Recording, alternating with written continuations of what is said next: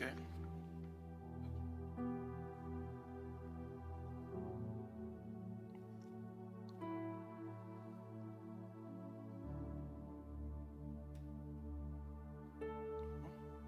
Ok. Bonsoir à toutes, bonsoir à tous, chers frères et sœurs en Christ, étudiants de IEBI, Impact École Biblique Internationale Digital. Que Dieu vous bénisse. Nous sommes en direct, enfin vous êtes en direct, nous sommes à Bruxelles et vous êtes en direct avec nous. Nous voulons vous saluer, chers frères et sœurs, et vous encourager à poursuivre le cursus que vous avez commencé au sein de Impact École Biblique Internationale. Et nous croyons que les premiers mois de formation en ligne ont été des mois édifiants, des mois d'édification, des mois de transformation. Et nous voulons que cela se poursuive encore ce soir. Alors, j'aimerais saluer tout le monde. Nous avons des frères et sœurs qui sont connectés depuis la Guyane, que Dieu vous bénisse, depuis la Guadeloupe, depuis le Cameroun à Yaoundé, en région parisienne, Saint-Maur-des-Fossés. Nous avons des personnes d'Allemagne également, Guten Abend. Nous avons des personnes de Chicago, aux États-Unis, dans le Michigan. Nous avons des frères et sœurs qui sont de Bordeaux. Voilà. Pardon, Bordeaux, Chenevière, ça c'est dans le 94, dans le Val-de-Marne, en région parisienne. Nous avons aussi des bien-aimés qui sont de Pointe-Noire au Kwilu, au Congo, Brazzaville. Nous avons également des gens du Québec, waouh, Québec, Lomé, au Togo. Nous avons quoi encore? Des personnes qui sont du Doubs, dans le Doubs. Le Doubs, c'est une région en France. La Haye aussi, La Haye aux Pays-Bas. Voilà, que Dieu vous bénisse. Je vois les noms qui apparaissent là. Bernadette, Godwin. Godwin, ça c'est de Lomé. S'il s'appelle Godwin, c'est sûr il est de Lomé. Roche, Fanny, de Limoges, Michel, Marino, de Marseille. Nous avons qui encore? Olive Mouchimire, du Québec. Et Muriel, voilà, bon, je ne vais pas citer tout le monde, je vous souhaite la bienvenue sur cette plateforme IEBI, Impact École Biblique Internationale, au format digital. Alors nous voulons commencer ce moment et nous allons aborder aujourd'hui deux volets, deux cours, à la fois le cours intitulé « Gérer vos finances selon les standards divins » et nous parlerons aussi de bâtir une foi solide pour déplacer les montagnes. Mais avant cela, nous voulons prendre le temps, bien sûr, de prier et de remettre ce moment, ce début de soirée entre les mains du Seigneur. Amen. Est-ce qu'on peut faire ça? Voilà, prions ensemble. Seigneur Père de grâce, dans le nom de Jésus le Christ, nous voulons te bénir et nous voulons te remercier. Nous voulons te remercier, Père, pour cette plateforme que tu as suscitée et que tu utilises, Seigneur, pour à la fois nous bénir, pour à la fois nous étirer, pour à la fois nous édifier en toi et en ta parole. Merci pour tous les témoignages de vie transformée. Merci pour tous les témoignages de situations qui ont été changées, retournées à notre avantage. Merci, Seigneur, pour la grâce de pouvoir connecter à cette école, de pouvoir être étudiant de cette école et pour tout le bénéfice que cela nous apporte. Nous te bénissons, Seigneur, pour ce moment. Nous voulons le présenter devant toi. Nous voulons remettre entre tes mains chaque seconde, chaque minute, chaque heure de ce programme. Et nous prions que ce soit toi qui prennes le contrôle total. Seigneur, prends le contrôle par ton esprit. Inspire les pensées de nos cœurs. Inspire les paroles de nos bouches. Et accorde-nous la grâce, Seigneur, de voir les écailles de nos yeux tomber. De voir l'ignorance être endommagée dans nos mentalités. De voir, Seigneur, à travers ta parole, Seigneur, de voir ta gloire, d'être conduit dans tes voies, d'être conduit dans tes lois, d'être conduit dans tes préceptes, d'être conduit dans tes principes. Seigneur, nous voulons juste nous laisser imprégner par toi, imprégner par ta parole et cela dans ta présence. Nous ne voulons pas résister face à ta parole parce que il est vrai, comme les disciples l'ont dit, toi seul possèdes les paroles de la vie. Sinon, ne nous laisse pas nous mentir à nous-mêmes avec de faux raisonnements. mais accorde-nous la grâce d'accepter ta parole, d'accueillir ta parole dans nos cœurs et que cette parole produise un fruit nouveau, un fruit excellent, un fruit digne de gloire, un fruit, Seigneur, abondant pour ta gloire. Seigneur, que cela soit le partage de chaque personne connectée à cette plateforme ce soir et de toute personne qui écoutera par la suite cet enregistrement. Seigneur, nous te bénissons. Seigneur, nous te faisons confiance. Seigneur, nous sommes là parce que nous reconnaissons que nous ne savons pas tout. Nous ne savons rien en vérité. C'est toi qui possèdes les paroles de la vie. Que ces paroles pénètrent nos cœurs. Que ces paroles soient acceptées au-dedans de nous. Et qu'elles viennent, Seigneur, que tes paroles viennent endommager, saccager, renverser les mauvais fondements sur lesquels nous avions bâti nos vies. Seigneur, s'il te plaît, que ta parole prenne, Seigneur, toute la place. Nous voulons être versés dans les Écritures. Nous voulons être attachés à toi. Nous voulons te connaître en profondeur à travers ta parole. Plus nous méditons ta parole, plus nous sommes dans ta parole et plus nous te connaissons. Seigneur, révèle-toi par ta parole ce soir. Et accorde-nous la grâce, s'il te plaît, de pouvoir sortir véritablement édifié, bouleversé, étendu, étiré, propulsé par toi à travers ta parole ce soir. Père, nous te bénissons, nous te rendons grâce. Merci pour toutes celles et ceux qui sont déjà connectés et celles et ceux qui vont nous rejoindre par la suite. Nous te bénissons pour tout. Prends le contrôle, s'il te plaît, par ton esprit de ce moment. C'est dans le nom de Jésus, le puissant nom de Jésus, le nom le plus grand, le nom le plus beau, le nom le plus redoutable, le nom le plus retentissant de tout l'univers, le nom qui a été élevé au-dessus de tout nom, qui peut être nommé sous la terre, sur la terre et dans les cieux, le nom de notre Seigneur, notre Roi, notre Seigneur de gloire, le nom de Jésus. Merci Seigneur. C'est toi qui nous rassembles de tous les horizons, de tous les continents. Tu nous rassembles ce soir et nous croyons que tu es là. Parce que nous savons qu'en esprit, Seigneur, il n'y a pas de distance. Et tu as dit que là où 2 ou 3 sont assemblés en ton nom, tu es au milieu d'eux.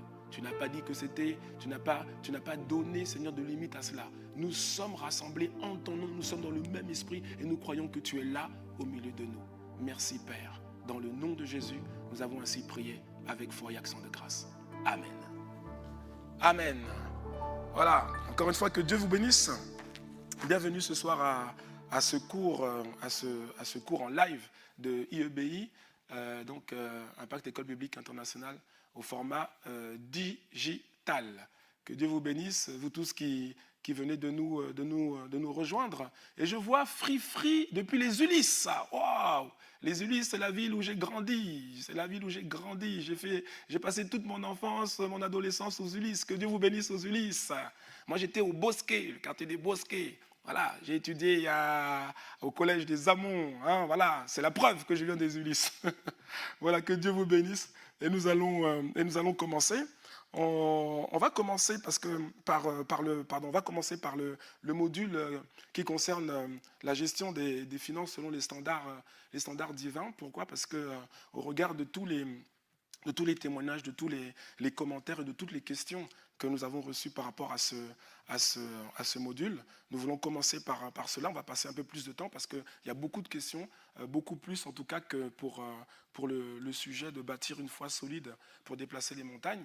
Donc on va commencer par le point des finances et ensuite on terminera avec la partie sur bâtir une foi solide. Bienvenue Marie de Milan, bienvenue Gaël de Courdimanche. Oui, Courdimanche, c'est effectivement aux Ulysses. Que Dieu vous bénisse. Voilà. Alors, des témoignages. Il y en a beaucoup. Il y en a beaucoup ce soir. Et je pense que j'ai oublié de présenter Tania. Voilà, Tania. Bienvenue Tania. Bonsoir à tous. Voilà, Tania qui va nous aider ce soir au niveau de la dynamique de cette soirée. Alors, les témoignages sur les finances, bon, je vais en lire quelques-uns. Un premier témoignage de Kouaté Joël Ulrich du Cameroun. Alors, je ne sais pas si c'est Yaoundé ou Douala. Donc, il dit « Merci pour la sagesse financière que je télécharge grâce à vous. Je déclare endommager dans mon système toute mentalité de pauvreté au nom puissant de Jésus. » Et moi, je dis « Amen. » Merci pour la maison que Dieu a suscitée en cette génération. Merci à Dieu pour vos vies. Merci Ulrich. Merci à toute l'équipe, en fait, toute l'équipe IEBI qui rend tout cela, qui rend tout cela possible. Nous avons d'autres témoignages, par exemple de Louise de Bonneval, qui nous écrit en disant « Waouh, c'est un module que j'attendais avec impatience ». Moi, je dirais plutôt avec patience. Hein, voilà. Merci pour cette révélation et la clarté de cet enseignement. Merci, pasteur. Merci à toute l'équipe IEBI. Demeurez bénis. Et à cela, je dis Amen. Nous avons également Ketia Safari de Mons en Belgique qui nous dit Dieu est bon car il envoie sa parole au bon moment pour nous instruire. Et c'est vrai, Dieu nous aime et c'est à travers sa parole qui nous bénit et qui nous fait aller de l'avant. Elle dit, cet enseignement vient m'ouvrir les yeux et l'entendement spirituel sur la gestion des finances selon Dieu. Merci, pasteur Christian, et demeurez béni en Christ. Ben, merci, Ketia, pour ce témoignage. Bon, il y en a tellement, je ne peux vraiment pas tout prendre. On va voir celui de Malia Anna, de Cergy dans le 95, le Val d'Oise, en France. Elle dit, depuis que j'ai appliqué ce principe, les mots me manquent pour lui dire merci, c'est-à-dire pour dire merci à Dieu. Beaucoup de grâces libérées dans le domaine financier de ma famille, et pas seulement là, et dans d'autres domaines aussi. Ah là là, notre Dieu est fidèle et il est bon. Alléluia. Demeurez bénis, pasteur et toute l'équipe IEBI. Eh bien, apparemment, Malia soit bénie et nous sommes vraiment ravis de voir que cette plateforme IEBI transforme autant de vies au niveau des étudiants. Là encore un autre témoignage qui nous vient de Donna de la Martinique. Alors elle dit, je suis complètement bouleversé par cet enseignement. Quand la Bible dit « Mon peuple périt faute de connaissance », c'est pure vérité. Et à cela, moi je dis « Amen ». Il y a quelques années de cela, quelqu'un m'a gentiment prêté de l'argent et je ne lui ai jamais remboursé. Je ne me souvenais plus de son nom, j'ai demandé à Dieu de réactiver ma mémoire. Et ce soir, le Saint-Esprit m'a soufflé son nom et comment le retrouver, et c'est chose faite. Ô Seigneur, aie pitié de nous, et merci IEBI, merci pasteur, demeurez bénis. Amen. Voilà, je pense qu'elle parle du point dans le cours qui parle de se libérer de l'esclavage.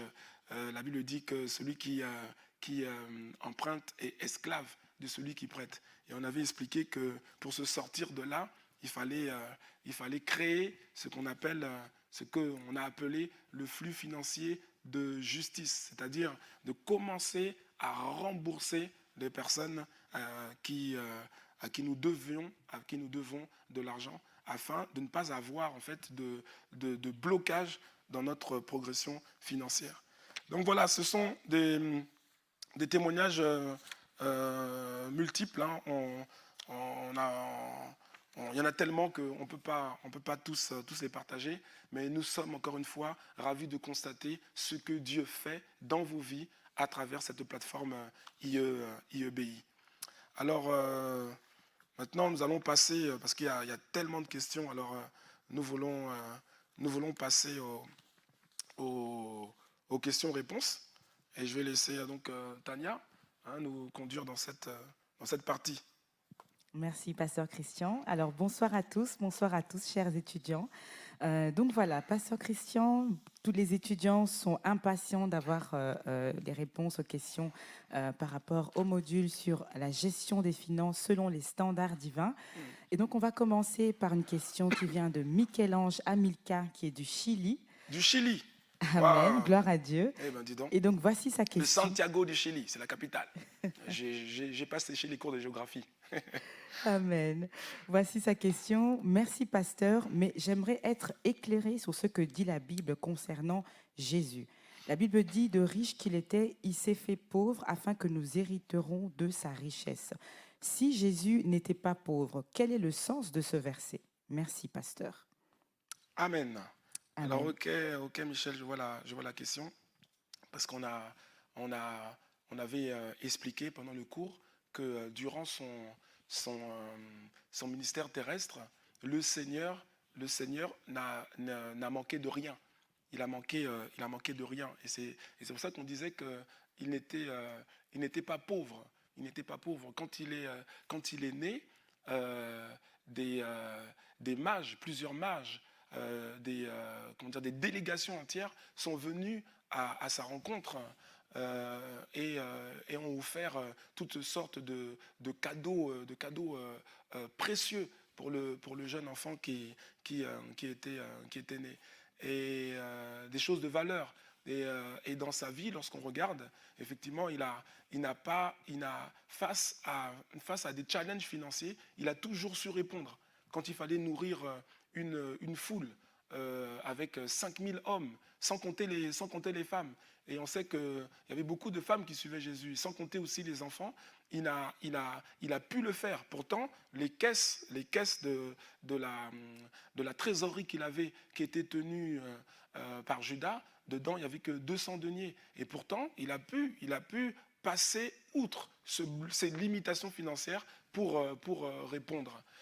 Pareil, quand on lui a demandé de payer l'impôt, il n'y avait pas, semble-t-il, au niveau de la trésorerie que tenait Judas, de quoi payer l'impôt, mais il n'a pas paniqué. Il a reçu l'inspiration du Saint-Esprit et il a donné donc l'instruction à Pierre pour jeter un hameçon et pêcher un poisson. Et dans le poisson, dedans, il y aurait de quoi, dans sa bouche, il y aurait de quoi payer l'impôt. Donc il n'a manqué de rien. Alors pourquoi est-ce qu'on dit qu'il s'est fait pauvre? On peut voir ça dans Philippiens chapitre 2. Voilà, Philippiens chapitre 2, au verset 5. On va lire du verset 5 au verset 8. J'imagine que chacun de vous est dans un environnement calme, avec sa Bible, en plus de son écran. Lorsqu'on vient à l'école biblique, il faut sa Bible. Hein. Voilà, et puis il faut se mettre dans un coin calme pour ne pas être distrait. Donc, l'apôtre Paul, inspiré du Saint-Esprit, nous dit ceci, il dit « Ayez en vous les sentiments qui étaient en Jésus-Christ, lequel, existant en forme de Dieu, n'a point regardé comme une proie à arracher d'être égal avec Dieu. Mais il s'est dépouillé lui-même.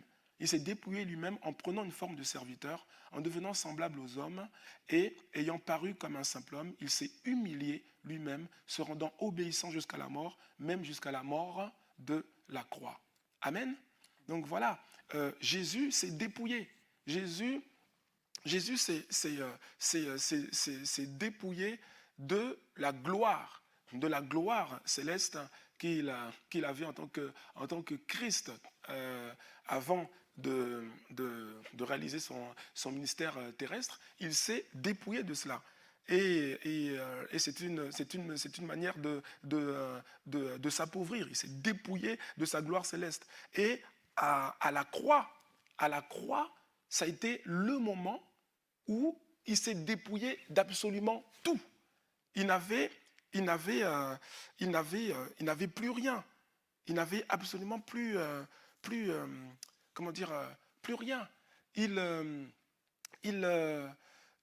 On lui a pris ses vêtements.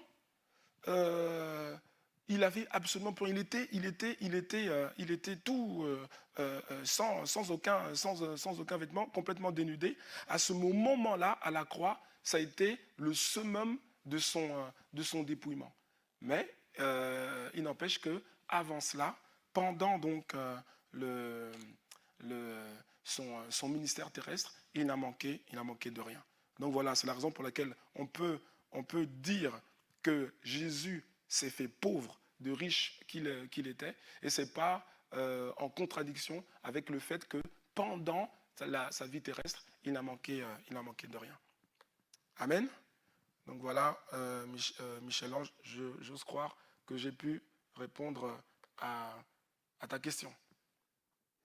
Amen. Merci, pasteur, pour cette réponse. Donc, nous avons compris que Jésus ne manquait de rien. Amen. Voilà, alors nous continuons avec nos nombreuses questions qui viennent de par le monde. Donc, la prochaine question vient de Bourg-en-Bresse, en France. Donc, ça, c'est vers la Suisse, ça.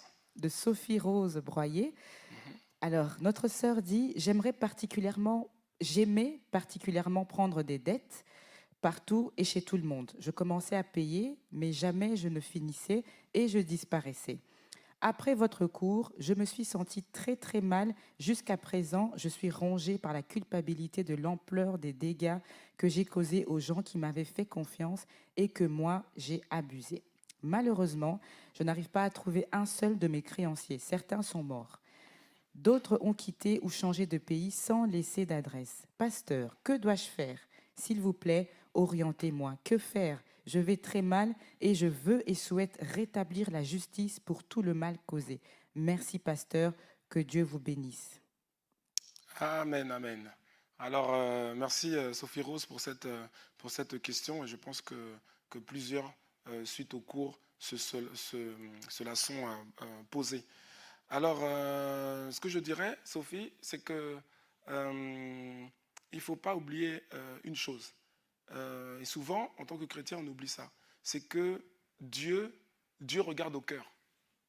Dieu regarde vraiment au cœur. Dans 1 Samuel, chapitre 16, verset 7, le Seigneur explique à Samuel lorsque il va dans la maison de Isaïe pour oindre le futur roi. Et puis il voit un des grands frères de David et il pense que vu sa carrure, il pense que c'est lui le roi que Dieu a choisi pour Israël. Et, donc au verset 7, il dit, l'homme regarde à ce qui frappe les yeux, mais l'Éternel regarde au cœur. Dieu regarde au cœur. Et il ne faut jamais oublier ça. Il y a des comment dire, il y a des décisions, intérieures, il y a des dispositions de cœur, Sophie, qui devant Dieu font office d'acte.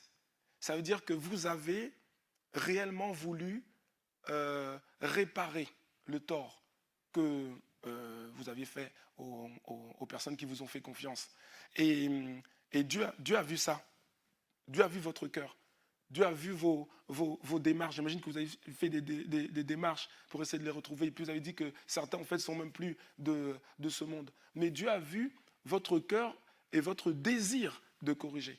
Et devant Dieu, comme je le disais, il y a des dispositions de cœur qui font office d'acte.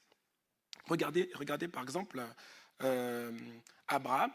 Quand Dieu demande à Abraham de donner son fils Isaac en sacrifice, Abraham donc va prendre Isaac, il va emmener Isaac au sommet du lieu de la montagne où Dieu lui avait donné rendez-vous, et il va positionner Isaac comme le sacrifice, comme un holocauste, et à un moment donné, il va faire le geste, véritablement, il va faire le geste pour donner Isaac. Et au moment où il fait le geste, Dieu dit stop. Dieu dit, Abraham, non. J'ai vu ton cœur et j'ai vu en fait que tu m'as donné Isaac. Parce qu'avant de faire un geste, tout commence d'abord par une décision intérieure. Et Dieu a pris cette décision intérieure d'Abraham alors qu'il n'avait pas accompli le geste totalement. Dieu a pris ça pour un geste qui avait été fait totalement. Je ne sais pas si vous me suivez. Vous voyez?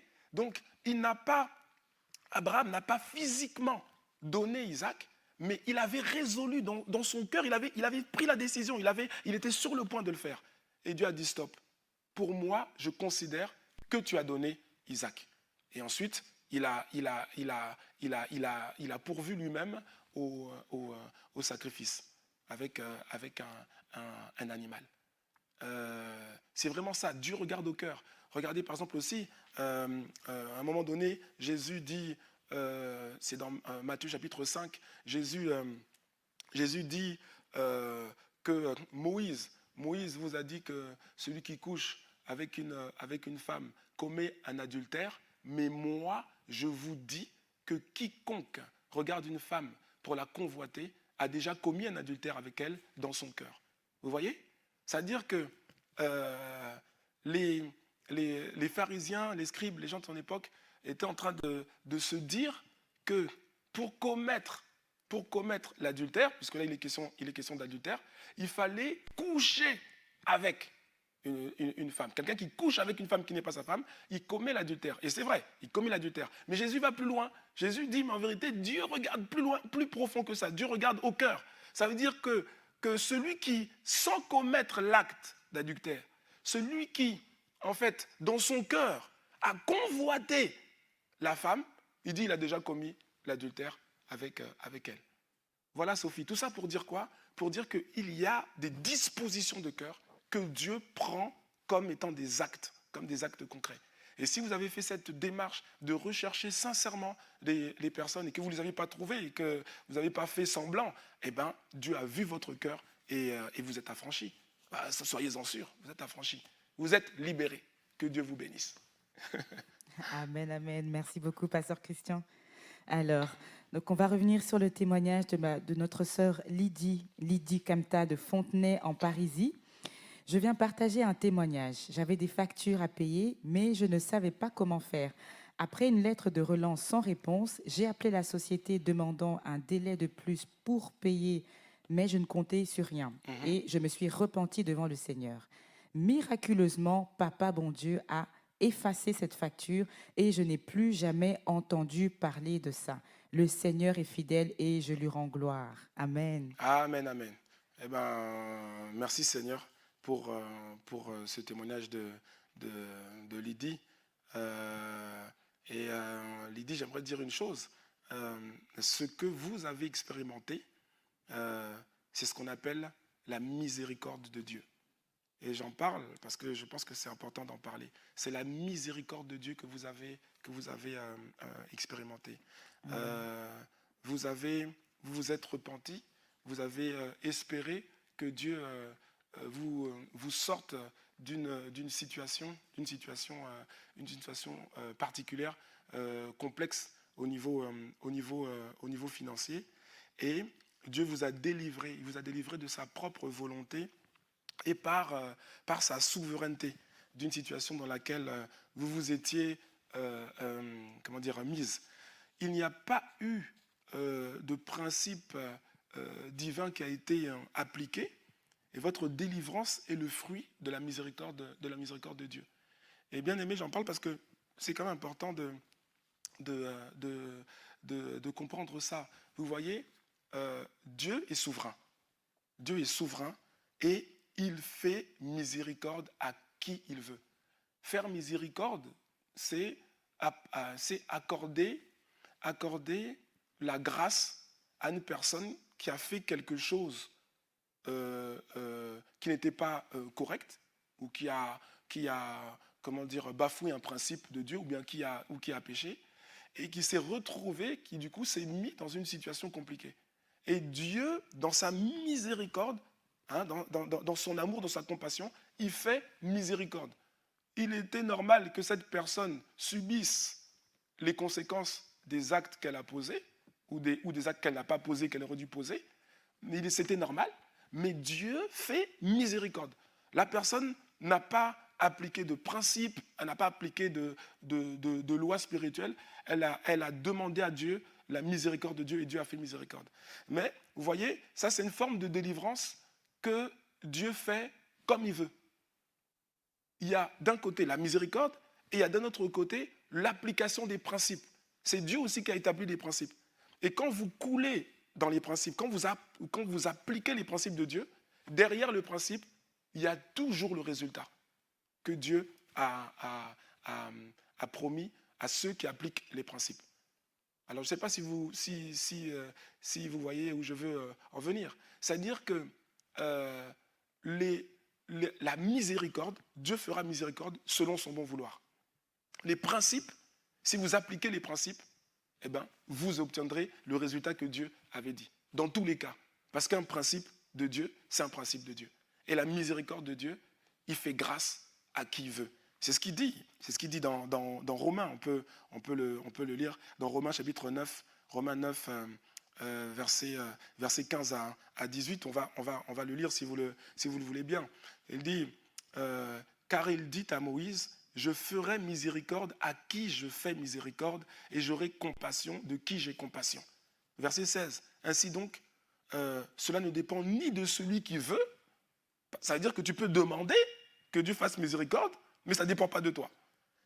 Cela ne dépend ni de celui qui veut, ni de celui qui court, mais de Dieu qui fait miséricorde. Car l'Écriture dit à Pharaon, je t'ai suscité à dessein pour montrer en toi ma puissance et afin que mon nom soit publié par toute la terre. Et verset 18, ainsi, il fait miséricorde à qui il veut et il endurcit qui il veut. Voyez? La miséricorde de Dieu, on n'est pas sûr de l'avoir. C'est Dieu qui fait comme il veut.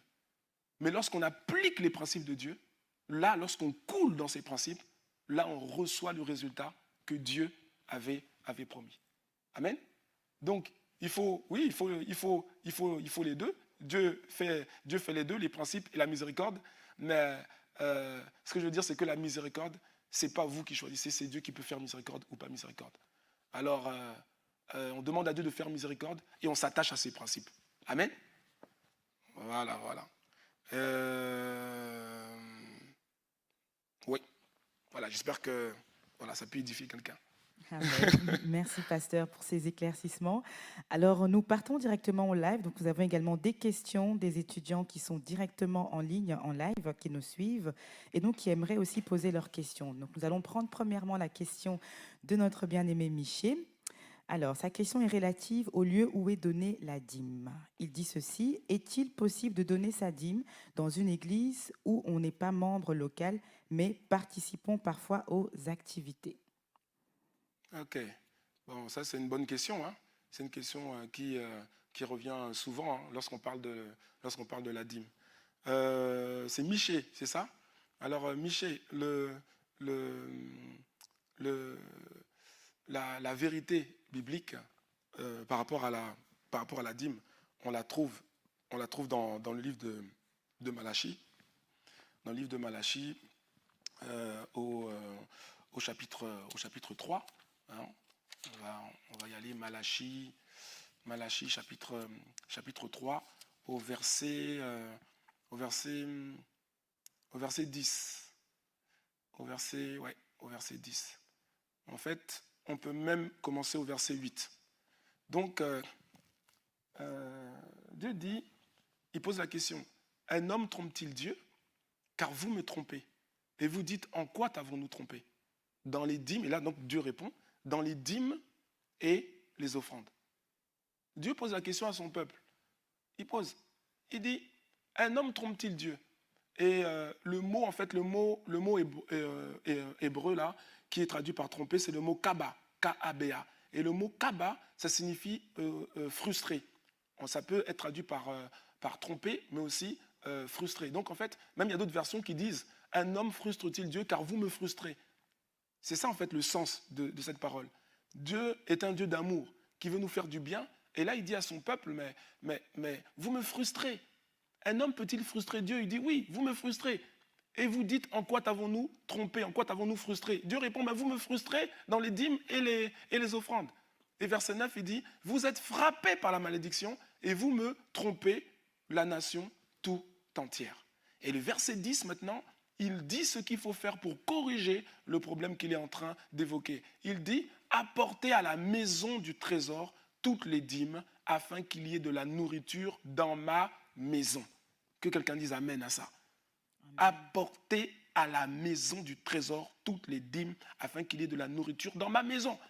Dieu dit que les dîmes servent à faire en sorte que la maison, aujourd'hui on va parler de l'église locale, soit alimentée en nourriture. De quelle nourriture parle-t-on? Bien sûr, on ne parle pas de la nourriture que nous mangeons, que vous mangez lors des agapés. Hein? On parle de la parole de Dieu. Jésus a dit, l'homme ne se nourrira pas de pain seulement, mais de toute parole qui sort de la bouche de Dieu. Et le lieu par excellence où Dieu parle, où on est alimenté, nourri par la parole de Dieu, c'est l'église locale. Et donc, il dit, il faut apporter les dîmes à la maison. À la maison. La maison, ce n'est pas un lieu anodin. La maison, c'est l'église locale où on est. C'est l'église locale où on est membre, où on est rattaché. C'est notre église. Et c'est dans son église locale que le chrétien est supposé apporter la dîme de ses revenus. La dîme, c'est pour le lieu, l'endroit, le point d'attache, la maison où on est. où on est ancré, où on est. Ce sont les chrétiens, les membres d'une église qui vont contribuer aux finances de leur église, pas aux finances d'autres églises. Ça veut dire que la dîme, on la donne toujours là où on est nourri, là où on a notre point d'attache. Maintenant, si on veut soutenir une autre église, une autre assemblée, bien sûr qu'on peut le faire, puisque dans la Bible, on voit comment, à l'époque, les chrétiens des églises, notamment de Corinthe, contribuaient pour aider l'église de Jérusalem. On voit bien que les chrétiens d'autres églises contribuaient financièrement. Mais là, ce n'était pas les dîmes, c'était des offrandes. Donc, la dîme, c'est pour le lieu, la maison où on est, c'est-à-dire son église locale, et on peut soutenir une église, un ministère qui nous tient à cœur, ou encore une ancienne église où on allait, où on a peut-être reçu le Seigneur, et où on a fait nos premiers pas avec le Seigneur, et puis après on a peut-être déménagé, on est peut-être voyagé, et on est encore attaché à cette église, on veut soutenir cette église, mais on ne le fait pas avec la dîme, on le fait avec les offrandes. Voilà. Mais la dîme, elle va là où on est nourri, pas là où on fait des activités. Voilà. Voilà, je n'ai pas inventé, c'est ça. Parce que sinon, vous n'activez pas le principe de la dîme. Et si vous n'activez pas le principe de la dîme, eh bien, vous ne recevez pas le bénéfice de ce principe. Alors, je pense qu'on en avait parlé dans le cours, donc je le redis, c'est vraiment sérieux. Il y a plusieurs choses, si vous vous rappelez, que Dieu regarde par rapport à la dîme. Par rapport à la dîme et à un chrétien. Dieu regarde d'abord, est-ce que vous l'apportez? Parce qu'il dit apporter à la maison du trésor. Donc la première chose, il dit, est-ce que vous l'apportez?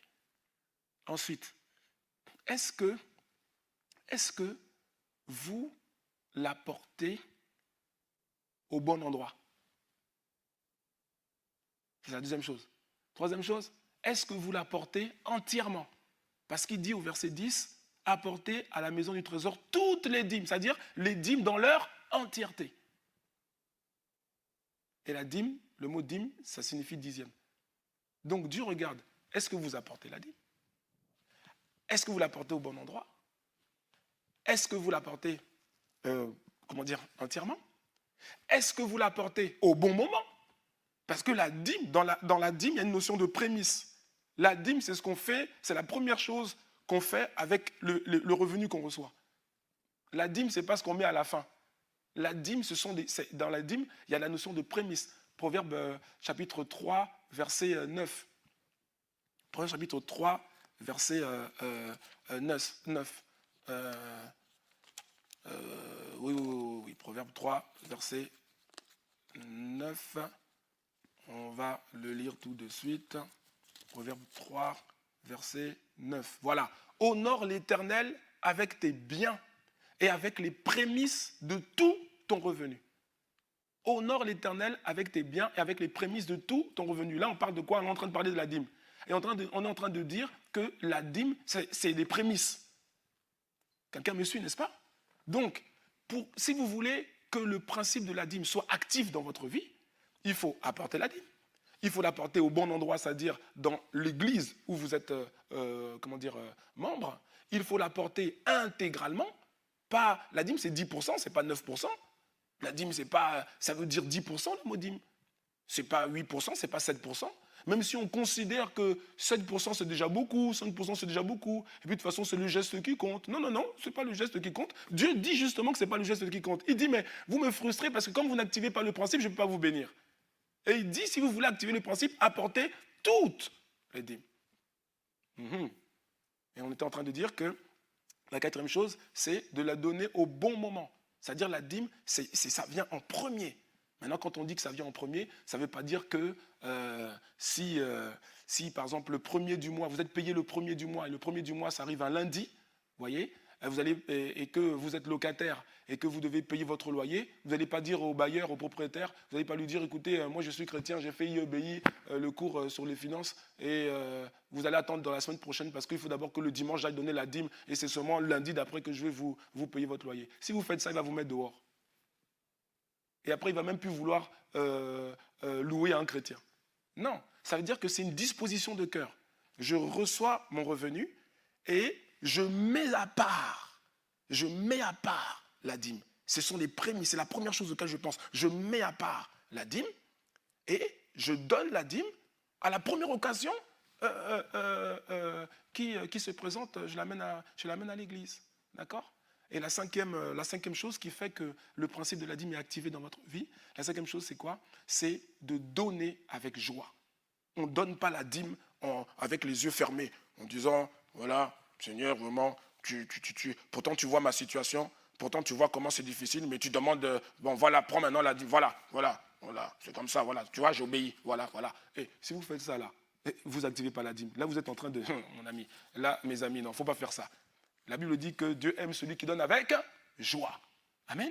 Donc voilà les 5 choses qui font que vous activez le principe de la dîme. Et s'il vous manque un point, eh bien en fait, vous vous faites avoir parce que vous croyez que vous avez activé, donné la dîme comme elle doit être donnée, mais en fait, vous ne l'avez pas fait. Et après, c'est des problèmes, c'est des complications. Après, c'est dire oui, mais la dîme, ça ne marche pas. Si, la dîme, ça marche. La dîme, c'est la part de Dieu. La dîme, c'est un des plus beaux, je vous assure, c'est un des plus beaux cadeaux que Dieu nous a fait. C'est merveilleux. Il y a tellement de grâces qui sont, libérées par Dieu à travers la dîme. Amen. Donc voilà, j'espère en tout cas avoir répondu à la question de... C'était qui? Miché? Miché, les frères Miché. Voilà, Miché. Amen, merci pasteur. Alors je pense qu'ici, nous avons la sœur Natacha Loustalo qui a eu sa réponse parce qu'elle voulait savoir si la dîme était pour chacune des personnes du couple ou un des membres du couple donne pour les deux. Donc ici, je pense que la réponse a été donnée. C'était quelle question, celle-là? C'est une question donc, de Natacha Loustalo de Brive-la-Gaillarde. Alors j'essaie de regarder... Si, voilà, Natacha, parce que ça me dit quelque chose. Ah oui, voilà, oui, Natacha. Alors, j'aimerais quand même rajouter une chose, oui, Natacha, c'est-à-dire que, c'est vrai, la question que vous avez posée, c'est, je voudrais savoir si la dîme, c'est pour chacune des personnes du couple ou un couple donne pour les deux. Eh bien, moi, j'ai envie de répondre, j'ai envie de donner une réponse qui va au-delà de la dîme, en fait. Natacha, un couple au sens de Dieu est uni. Un couple au sens de Dieu, ce sont 2 personnes qui deviennent une seule chair. Une seule chair. Et une seule chair, c'est une seule chair en toutes choses. Ce n'est pas juste une seule chair, physiquement. Vous comprenez ce que je veux dire? Ça veut dire que si vous êtes mariés, vous partagez les choses les plus intimes qu'un homme et une femme peuvent partager. Alors à plus forte raison, vous pouvez partager les choses les moins intimes, comme les finances. Les finances, on est. Si on est une seule chair, on est un. Si on est une seule chair, on est unis. Si on est une seule chair, on parle d'une seule voix. Dans Amos 3.3, je crois, le Seigneur dit qu'il pose une question avec la réponse évidente. 2 hommes marchent-ils ensemble s'ils ne se sont pas d'abord convenus, s'ils ne s'en sont pas d'abord convenus? Vous voyez? Donc, voilà, merci, Amos 3.3, 2 hommes marchent-ils ensemble sans s'en être convenus? 2 hommes, ce n'est pas 2 hommes masculins, c'est 2 personnes. Et le 2 par excellence, c'est le couple. Donc, pour avancer, ça veut dire quoi ce verset? Ça veut dire que pour avancer, parce que marcher, c'est avancer. Marcher, c'est progresser. Marcher, c'est aller de l'avant. Et Dieu dit, pour que 2 personnes avancent ensemble, il faut d'abord qu'elles se soient convenues. C'est-à-dire qu'elles parlent d'une seule voix. Donc, pour moi, je trouve que c'est tout à fait normal que le couple apporte la dîme ensemble. Voilà. Après, techniquement, il y a plusieurs manières de faire. Mais ce qui compte, c'est d'être dans le même esprit. C'est ça que je veux dire. Amen. Donc voilà, Natacha, je voulais quand même dire ça parce que on voit parfois trop de gens qui ne comprennent pas que les finances, c'est à deux. C'est à deux. Si ce n'est pas à deux, c'est pas à deux, s'il y a deux visions, ça crée la division. Les finances, c'est à deux. Monsieur, peut-être que monsieur travaille, il a un revenu. Madame travaille, elle a un revenu. Le revenu de monsieur, ce n'est pas à monsieur. Le revenu de madame, ce n'est pas à madame. Ils sont une seule chair. Le revenu de monsieur, il vient pour le foyer. Le revenu de madame, il vient pour le foyer. Et les deux revenus, ils vont permettre donc de subvenir aux besoins du foyer, de faire avancer les projets du foyer, de prendre soin de leur avenir, de prendre soin de leurs enfants, etc. C'est pas, on s'est marié, et puis le jour du mariage, c'est tous les beaux mots, tous les poèmes, parfois, les chants même, parfois, qu'on entend. Et puis, après, c'est chacun fait sa route. Ça ne peut pas marcher. Et les finances, c'est ensemble. On ne peut pas avoir quelqu'un, lui, prend une décision qui engage les finances de la famille et il n'en parle pas à sa femme. Et la femme, pareillement. Mais ça, c'est du désordre. Excusez-moi, c'est du désordre. Et dans le désordre, on n'avance jamais.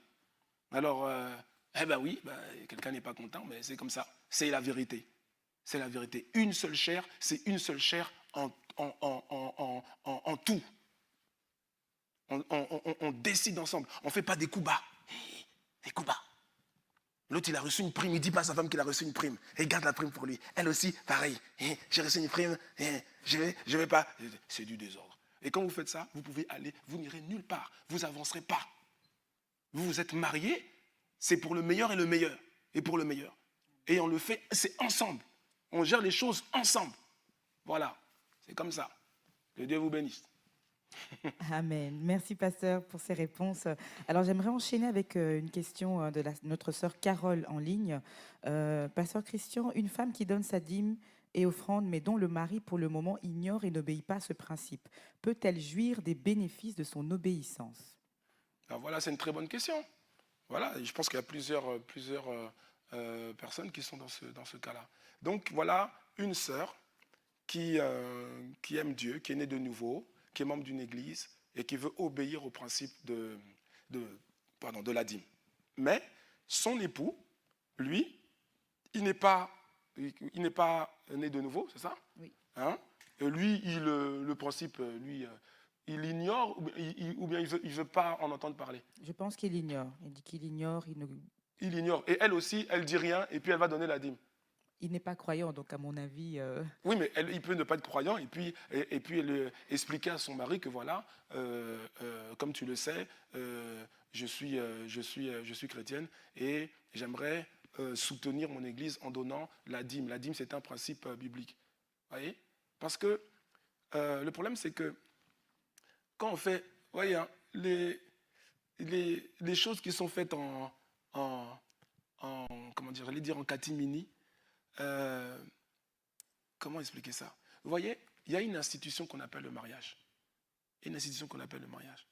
Et cette institution a été établie par Dieu. Elle a été établie par Dieu. Donc, le mieux, parce que, pourquoi je dis ça? Parce qu'il y a des femmes qui ont mis à mal leur mariage, parce que justement, elles ont fait ça. Et le jour où le mari se rend compte de cela, que la femme, elle donnait 10% des revenus à l'église, et bien du coup, ils ont parfois une réaction, enfin ça dépend des gens, mais il y en a, ils ont une réaction de rejet, une réaction violente. Et du coup, ça met à mal leur mariage.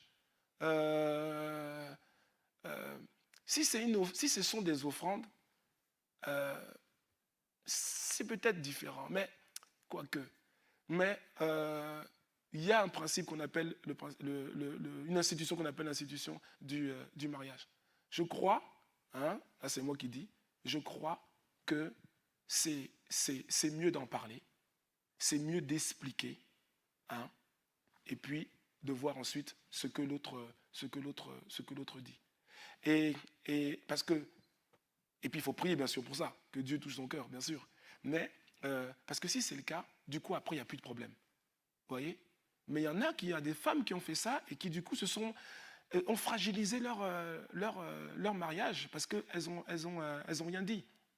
Et après, ça a été compliqué. Maintenant, je vais revenir sur ce que je disais tout à l'heure, je crois, à Sophie, enfin, je sais plus si c'est Sophie, où je disais que, en fait, n'oublions pas une chose, c'est que Dieu regarde au cœur. Si, techniquement, à cause du contexte de votre couple, parce que votre conjoint n'est pas converti, vous n'êtes pas en mesure techniquement de donner la dîme, mais que ce n'est pas vous qui ne voulez pas donner. C'est qu'il n'y a pas un accord avec votre mari qui est, même s'il n'est pas chrétien, il est le képhalé. Même s'il n'est pas chrétien, Amen. Il est la tête. Amen. Et donc, il y a que j'étais en train de dire, il y a c'est lui au final qui a le rôle du chef. Que vous soyez chrétienne ou pas chrétien, plutôt qu'il soit chrétien ou pas chrétien.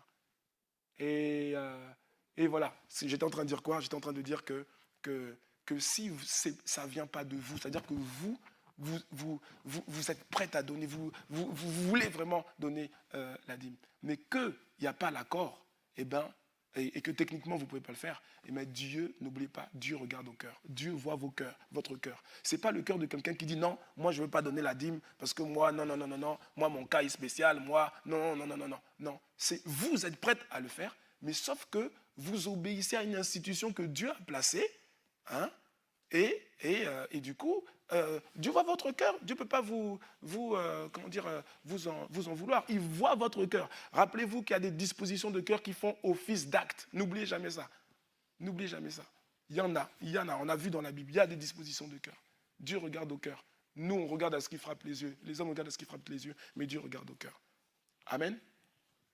Amen, pasteur. Merci beaucoup pour ces éclaircissements. Et je pense que tous ceux qui ont posé des questions sur la dîme par rapport au couple ont eu leur réponse.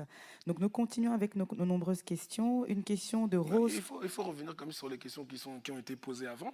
Hein? Pourquoi tu m'embarques là-bas? Il y a des questions qui ont été posées ici. D'accord, pasteur. Voilà. Alors, donc, il faut l'équilibre quand même. Non? Tout à fait d'accord, pasteur. Alors, nous revenons sur les questions qui ont été posées par les étudiants. Donc, une question de Lourdevik Alcindor de Brenouille. Alors, bonjour, pasteur Christian. Nous rendons grâce à Dieu pour ce module. J'ai une question concernant le verset. Celui qui emprunte est esclave de celui qui prête. Si nous faisons un emprunt à la banque afin d'investir dans l'immobilier, est-ce que nous devenons esclaves de la banque? Est-ce qu'investir pour un premier appartement serait un moyen pour ne pas être esclave? Merci pour votre réponse. Ok, merci Ludwig. Je pense que c'est une question que plusieurs se sont posées. Alors, oui, si nous faisons un emprunt à la banque afin d'investir dans l'immobilier, est-ce que nous devenons esclaves de la banque? En vérité, vous n'êtes pas esclave de la banque quand vous faites un emprunt. Vous devenez esclave au sens du verset, je crois, Proverbe 22, verset 7, je crois. La notion de ce lien-là, maître-esclave, elle intervient à partir du moment où vous ne remboursez plus. C'est lorsqu'on ne rembourse plus qu'on devient esclave, lié, esclave, sous le diktat du Proverbe 22, verset 7. C'est là qu'on devient esclave du créancier. Mais tant qu'on rembourse, c'est juste un contrat entre deux personnes. La notion d'esclave intervient quand on rembourse plus. Et on le voit dans 2 Rois. Regardez, dans 2 Rois, 2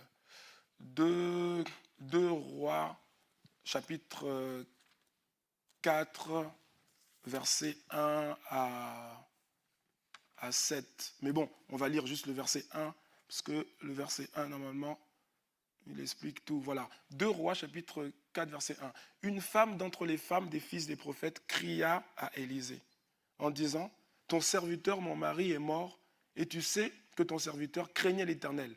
Or, le créancier est venu pour prendre mes 2 enfants et en faire ses esclaves. Amen. Ou bien aïe, aïe, aïe. Mais regardez ce qu'il dit ici.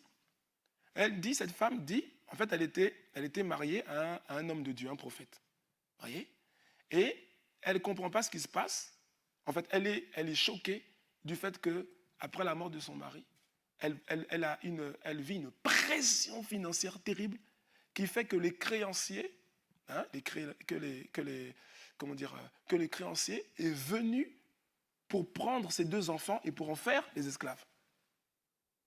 Ça veut dire quoi? Le créancier est venu au moment où, justement, le mari est mort. Quand le mari était vivant, certainement le créancier ne venait pas. Pourquoi? Parce que de son vivant, il devait, payer, en tout cas, rembourser le créancier. Et au moment où il décède, la famille se retrouve en difficulté. Et c'est là maintenant que le créancier apparaît pour dire ouais, je vais prendre tes enfants et puis en faire des esclaves. Tant qu'on rembourse, on est dans un contrat. C'est un contrat. Il n'y a pas de, il n'y a pas de notion d'esclave. La notion d'esclave, de lien, de limitation maître-esclave, elle intervient quand on brise la chaîne du remboursement. Mais tant qu'on rembourse, il n'y a pas de problème. Amen. Amen. Voilà quoi. Et puis j'avais une question aussi. J'ai vu une question. C'est vrai que Tania, tu ne veux pas prendre cette question, mais moi je veux la prendre. De Claire-Lise. Claire-Lise, j'aimerais bien répondre à cette question. Ça doit être au début là. Non, c'est tout au début. Moi j'ai comme la 4e question, Claire-Lise. Alors Claire-Lise, elle nous dit, voilà, rebonjour cher pasteur Christian, je voudrais avoir des précisions sur ce qu'est un investissement. Effectivement, après 3 malheureuses expériences, j'ai eu un cancer puissamment guéri par la grâce infinie de Dieu. Amen. Merci Seigneur pour cette guérison, Claire-Lise. Et donc Claire-Lise continue en disant, et de ce fait, les banques me font un gros non pour tout investissement, car ne veulent pas m'assurer. Quels sont les autres moyens qui me permettront de pouvoir répondre aux standards divins dans ce domaine, c'est-à-dire le domaine de l'investissement? Pasteur Christian, votre message arrive à pic dans ma vie et je sais qu'avec Dieu tout est possible, mais des petits conseils de serviteurs de Dieu totalement investis comme vous me semblent nécessaires. Je vous remercie de votre réponse. Oui, bon en fait, ce que je voulais dire ici, je voulais rebondir en fait sur la question de Claire-Lise par rapport au fait d'investir. C'est vrai qu'on a vu dans l'utilisation des finances que Dieu nous donne, on a vu qu'il y a quelque chose, il y a 9, rappelez-vous, il y a 9 choses bibliquement, il y a 9 choses que nous sommes supposés faire avec les finances que Dieu met entre nos mains. Et dans ces choses, il y a le fait de faire fructifier ce que Dieu nous a, ce que Dieu nous a donné. Mais investir, c'est faire fructifier. Faire fructifier ce que vous avez déjà. C'est ça, investir. Faire fructifier, c'est différent. Investir, c'est différent d'épargner. L'épargne, il n'y a pas de risque. L'épargne, c'est je fais plus, j'ai quelque chose et j'ajoute plus. C'est sécurisé, c'est garanti. Investir, c'est différent. Investir, on ne cherche pas à faire plus, on cherche à multiplier. Et c'est là où il faut être sage il faut être sage et avisé. Parce que ce n'est pas régi par les mêmes règles. Alors, ce que je voulais faire en fait, en répondant à cette question, enfin en tout cas à ce commentaire, c'est de vous donner les éléments, les ingrédients qui constituent, qui vous permettront plutôt de faire les bons investissements. Une fois, on m'a posé la question, parfois, même pas qu'une fois, souvent, on me pose la question, oui, pasteur, c'est quoi le meilleur investissement? C'est quoi le meilleur? Je pense que même vous vous êtes posé cette question-là un jour. C'est quoi le meilleur investissement? Est-ce que c'est l'immobilier? Est-ce que c'est la bourse? Est-ce que c'est quoi? C'est quoi le meilleur investissement? Eh bien, moi, je dis, le meilleur investissement, ce n'est pas le même pour tout le monde. Vous voyez? Ce n'est pas le même pour tout le monde. Mais tout le monde a un type d'investissement qui, pour lui, correspond au meilleur investissement. Alors rapidement, voyons rapidement cinq critères pour vous permettre de sélectionner le meilleur investissement pour vous-même. D'accord? Alors, première chose, pour que ce soit le meilleur investissement pour vous, première chose, ça doit être un investissement rentable. Parce que si ce n'est pas rentable, ce n'est pas un investissement. D'accord? Donc, ça veut dire qu'il faut que ce soit, il faut que ce soit rentable. Ça va ou pas? Voilà. Je ne vais pas détailler, mais dans la parabole des mines, lorsque le maître, dans Luc chapitre 19, lorsque le maître laisse les mines à ses serviteurs, il leur demande de les fructifier. D'accord? Donc, il faut que ce soit rentable. Deuxième chose, meilleur investissement, c'est quoi? C'est un investissement qui va être accessible, qui va vous être accessible avec les moyens que vous avez. Tout le monde n'a pas les mêmes moyens financiers. Mais le meilleur investissement pour vous, c'est celui qui est accessible à votre niveau. Donc, d'abord, il est rentable. Ensuite, il est accessible avec le niveau de finances que vous avez. Troisièmement, il est compréhensible. Il faut comprendre ce qu'on fait. Il y a des gens, ils vont investir parce que les autres investissent dans le même domaine, donc ils vont aussi investir dans le même domaine. Ils ne comprennent rien. Mais ce n'est pas bon. Parce qu'on n'a pas le temps de développer. Mais si vous regardez la parabole des talents dans Matthieu chapitre 25, versets 15 et 16, vous allez vous rendre compte que lorsque le maître donne les talents à ses 3 serviteurs, vous voyez que le premier serviteur, la Bible dit au verset 16, que aussitôt, il est parti, celui qui avait reçu les 5 talents, s'en alla pour les faire valoir. Et il gagna 5 autres talents. Aussitôt. La Bible ne dit pas aussitôt pour les 2 autres, serviteurs. Ça veut dire quoi? Ça veut dire qu'il savait ce qu'il devait faire. Et la Bible explique qu'il a donné les talents en fonction de la capacité de chacun. Lui, il avait des capacités, il avait une compréhension. Il comprenait ce qu'il voulait faire. Les autres, on n'a pas dit aussitôt. Le deuxième, pourtant, il a eu au final le même rendement que le premier, mais on n'a pas dit aussitôt. Il n'avait pas la même, finesse, compréhension des choses. Bon, en tout cas, je ne peux pas développer, mais tout ça pour dire quoi? Premier critère, il faut qu'il soit rentable. Deuxième critère, il faut qu'il soit accessible à votre niveau. Il ne faut pas aller vous endetter outre mesure pour investir alors que vous n'avez pas les moyens. On va là où c'est accessible pour nous. Ensuite, il faut que ce soit compréhensible. Vous devez comprendre ce que vous faites. Si vous faites quelque chose, vous ne comprenez pas, vous faites parce que les autres font, mais à un moment donné, ça risque de poser problème. Quatrième chose, il faut qu'il soit compatible avec le temps que vous avez à lui consacrer. Tout le monde n'a pas le même temps pour se consacrer aux investissements. Pourquoi? De par les contraintes professionnelles, de par les contraintes familiales, de par les contraintes sociales, tout ça, il y a différentes choses qui font que tout le monde n'a pas le même temps. Il y a des gens qui sont des présidents directeurs généraux, des directeurs généraux des directeurs généraux de grandes sociétés. Ils n'ont pas de temps pour aller forcément faire la bourse, vérifier tous les jours. Non. Donc, ils vont choisir des investissements qui sont compatibles avec le temps qu'ils peuvent y consacrer. Si vous n'avez pas beaucoup de temps, il y a à consacrer pour suivre les investissements. Parce qu'il faut suivre. Si on ne suit pas, ça peut poser problème très, très, très vite. Donc, il faut qu'il soit compatible avec le temps que vous avez. Et la cinquième chose, il faut que ce soit quelque chose qui vous plaît. Dans Proverbe chapitre 31, verset 13, on parle de la femme vertueuse. On dit qu'elle travaille d'une main joyeuse. Il faut que ce soit agréable, que ça vous plaise. Vous n'allez pas investir dans quelque chose qui ne vous plaît pas. Si ça ne vous plaît pas, à un moment donné, vous risquez de ne pas faire les efforts qu'il faut, les efforts de suivi, les efforts de finesse, les efforts de rigueur qu'il faut pour suivre l'investissement, parce que ça ne vous plaît pas. D'accord? Donc voilà, notez ceci. Je pense que c'est important d'en parler, parce que c'est une question qui revient souvent, et puis je pense que beaucoup n'ont pas ces éléments. Ce sont des éléments simples. Le meilleur investissement, il dépend de vous. D'abord, il doit être rentable. Ensuite, il doit être accessible. Ensuite, il doit être compréhensible. Ensuite, il doit être compatible par rapport au temps que vous avez et il doit être agréable. Si vous avez ça, ce n'est pas la peine de faire comme les autres. Si vous avez ça, vous avez vos formes d'investissement. Ça peut être l'immobilier, ça peut être autre chose, j'en sais rien. Mais là, vous avez ce qui peut vous bénir demain. Amen. Voilà. Amen, pasteur. Alors justement, on a une question de notre sœur Claire-Lise Rouveran de Nîmes. Qui pose une question sur l'investissement. Elle dit ceci: investir a été pour moi 3 échecs. maman seule, élevant 4 enfants et travaillant beaucoup et ne connaissant rien en matière d'investissement. Mhm. Donc, proie facile. À mon âge, je n'ai plus envie d'investir, mais j'applique les 8 autres principes. Suis-je en défaut par rapport à la parole de Dieu? Que me conseillez-vous? Et je voudrais rajouter que je paye mes impôts, mais sans joie, je l'avoue. Vous l'aurez compris, pasteur, je suis une fille de Dieu qui est dans le don et la compassion, mais pas du tout dans les finances. Donc ici, on va plutôt prendre la question sur l'investissement.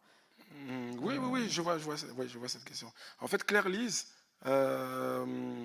ici, je regarde pour bien reprendre la question. Voilà. Oui, c'est-à-dire qu'on a parlé de 9 choses que nous sommes supposés faire avec les finances que Dieu met entre nos mains. 9 choses qu'on n'a pas inventées, qu'on a découvertes dans la Bible, dans la parole de Dieu.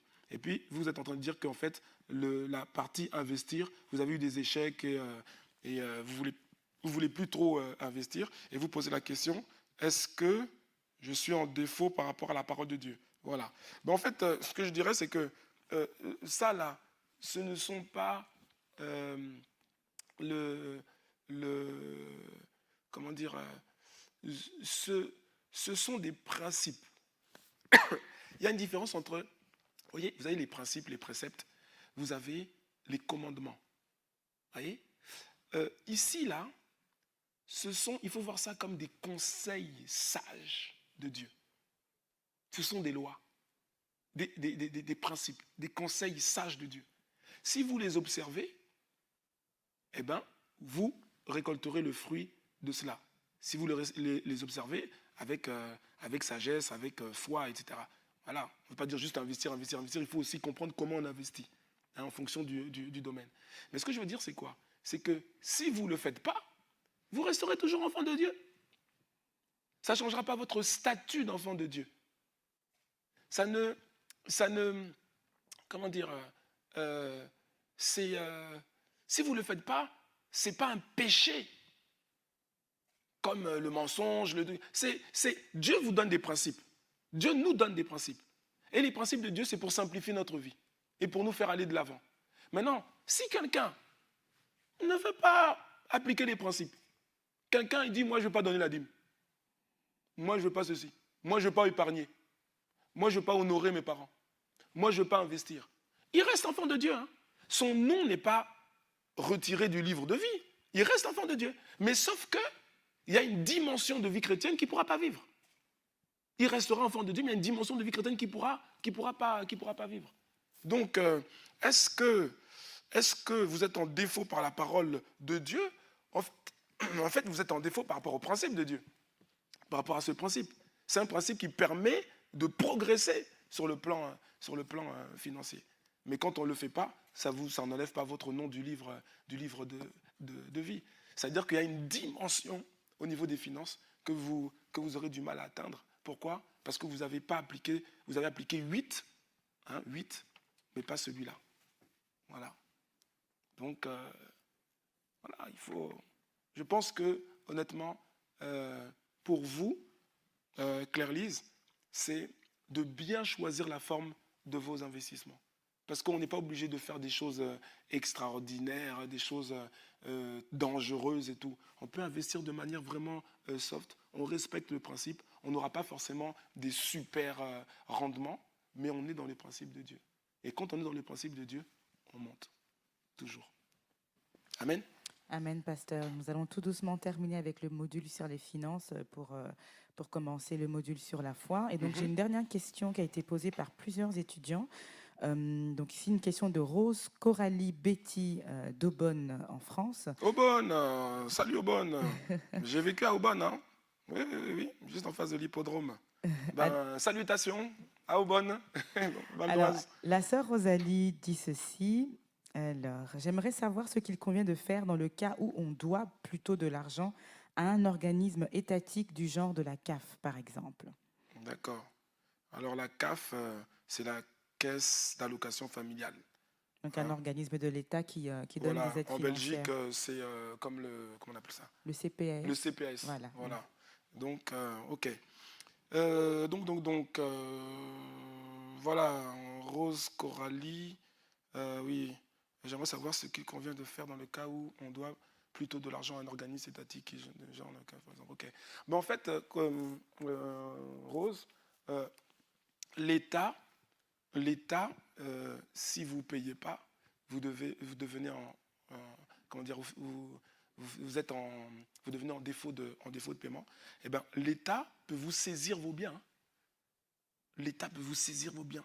L'État peut saisir vos revenus. L'État peut saisir vos comptes.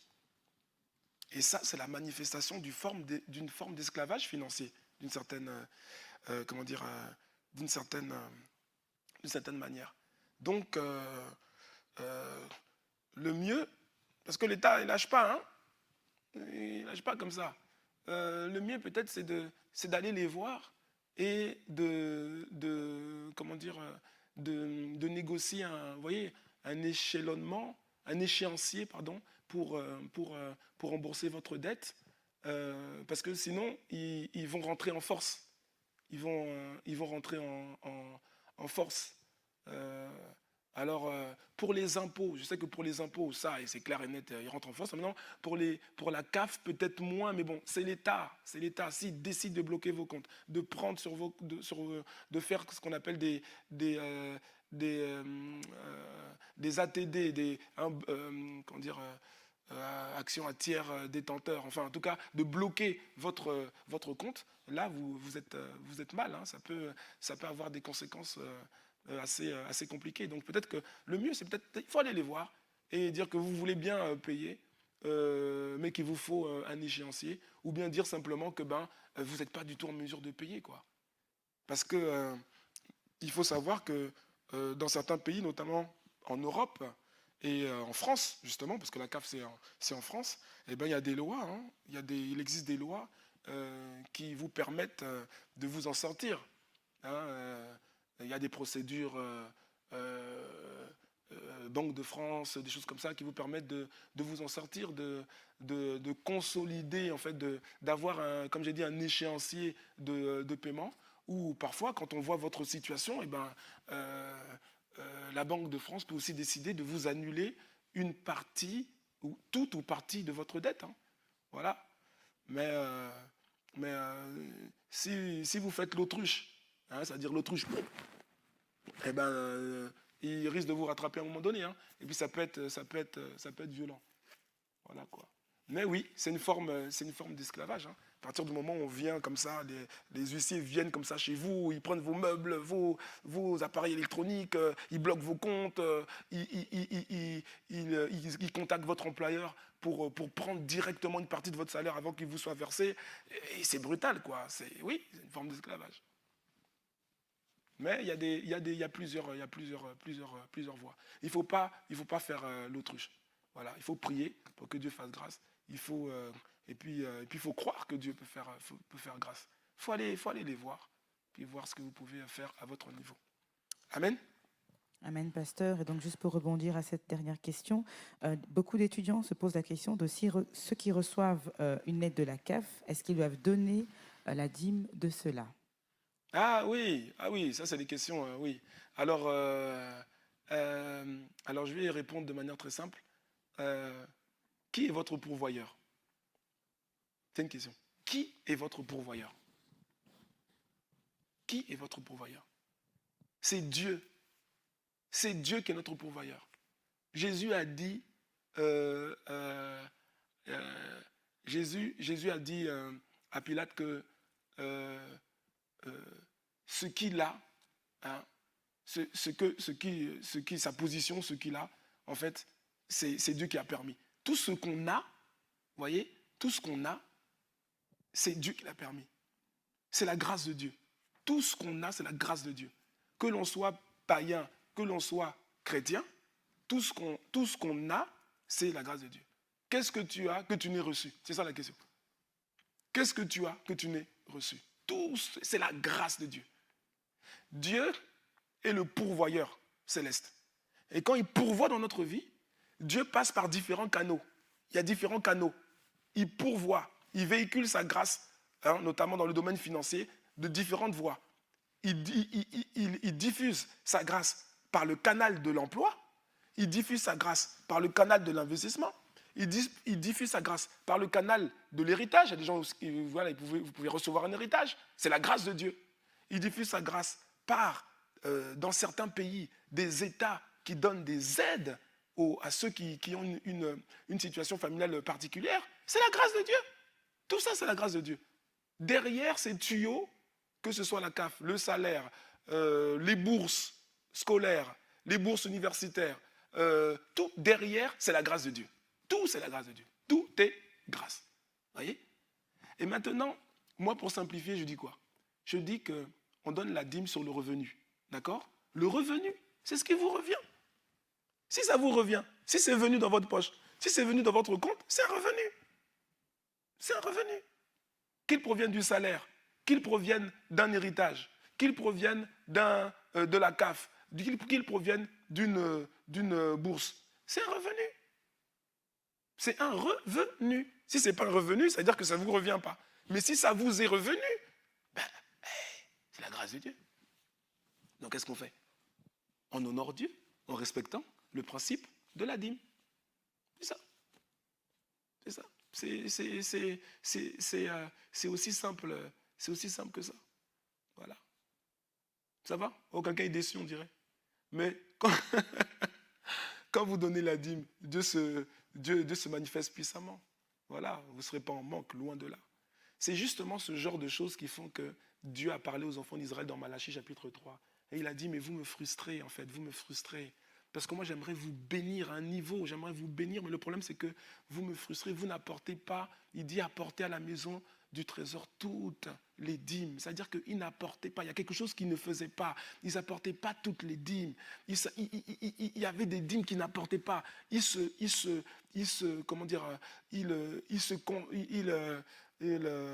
trompaient eux-mêmes en disant non, mais non, ça c'est un revenu, non, ça c'est pas le revenu du salaire, non, non, non, non, ça c'est pas un revenu qui doit passer par la dîme. Mais c'est la grâce, tout ça c'est la grâce. Qui est derrière? Qui envoie dans les canaux? C'est Dieu. Voilà quoi. Ok? Voilà. Amen. Amen. Amen. Merci beaucoup, Pasteur Christian, pour toutes vos réponses. Merci de nous avoir éclairés sur le thème des finances. Et donc, nous allons passer directement au thème, donc au module sur bâtir une foi solide pour déplacer les montagnes. Alors, nous avons également beaucoup de témoignages et nous voulons passer directement aux questions parce que le temps devient court. Et donc, nous avons une question de notre sœur Claire-Lise Rouveran. Et Claire-Lise, elle pose beaucoup de questions. Hein. Mais c'est des bonnes questions. Ça nous édifie tous. Voilà. Merci Claire-Lise. Alors, votre message a tout simplement été édifiant et donne de l'assurance. Mais j'ai eu une immense tristesse quand vous avez abordé le problème des fausses couches. Car oui, ce n'est pas le plan de Dieu, mais quand une très grave malformation non viable a été découverte chez l'enfant que portait ma fille, les médecins ont proposé un accouchement car la découverte de la malformation était tardive. J'ai combattu, plaidé le sang de Jésus et je voyais l'enfant, un petit garçon totalement régénéré et j'étais remplie de paix en l'attente de l'échographie. 10 jours après, ma fille me téléphone et me dit « Maman, le cœur s'est arrêté de battre. » J'ai été secouée car je me suis demandé si ma foi était réelle. Mais j'ai remercié Dieu d'avoir arrêté l'œuvre de Satan dans le sein de ma fille et d'avoir rappelé à lui ce petit ange. Je suis troublée, mais je crois que Dieu va redonner à ma fille ce qui lui a été enlevé. Pouvez-vous me dire ce que vous en pensez? Merci, pasteur. Merci, Claire-Lise. Bon, Claire-Lise, je comprends l'émotion que vous avez ressentie lorsqu'on a abordé ce point dans le cours. Et vous me posez la question, Claire-Lise, de savoir voilà, qu'est-ce que j'en pense? Pouvez-vous me dire ce que j'en pense? Eh bien, Claire-Lise, je pense que vous êtes une héroïne de la foi. Vous êtes une héroïne de la foi. Un héros de la foi ou bien une héroïne de la foi, ce n'est pas forcément quelqu'un qui a vu l'accomplissement de ses prières. Mais c'est quelqu'un qui croit ou qui a cru contre toute espérance, qui a cru sans relâche jusqu'au bout. Et même si au bout, il n'y a pas l'exaucement, le fait que la personne ait cru malgré tout, comme vous l'avez fait, ça fait de vous un héros de la foi ou une héroïne de la foi. Hébreux chapitre 11.